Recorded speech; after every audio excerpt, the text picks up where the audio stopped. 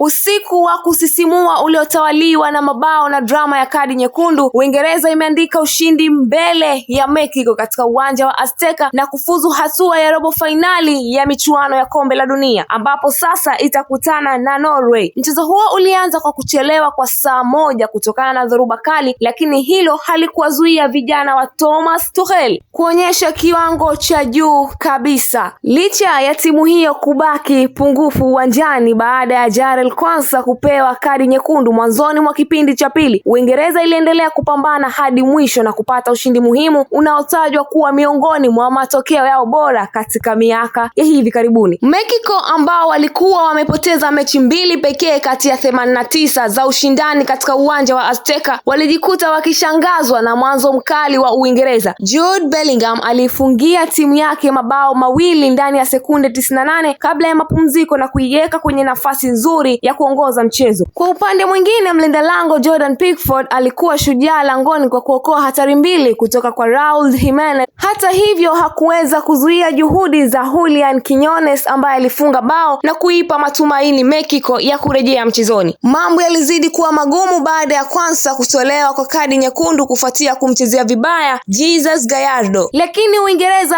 haikuyumba. Harry Kane aliandika bao la penati baada ya Anton kuangushwa ndani ya eneo hatari na mlinda lango Raul Rangel na kurejesha tofauti ya mabao mawili. Hata hivyo, drama haikuishia hapo. Kane baadaye alifanya madhambi dhidi ya Brian Gutierrez ndani ya eneo la hatari, jambo lililoipa Mexico penati iliyofungwa na Raul Jimenez na kuongeza pressure katika dakika za mwisho. Akiwaona wapinzani wakizidi kushambulia, Thomas alifanya mabadiliko ya haraka kwa kuwaingiza Dan Burn na Jed Spence, wakibadilisha mfumo wa timu na kurejea kwenye safu ya ulinzi ya wachezaji watano. Mbinu hiyo ilizaa matunda, huku Uingereza ikifanikiwa kulinda ushindi huo muhimu hadi filimbi ya mwisho na sasa ikielekeza macho yake kwenye robo fainali dhidi ya Norway. Langu jina ni Naima Mkadala Said na hii ni Hot Media.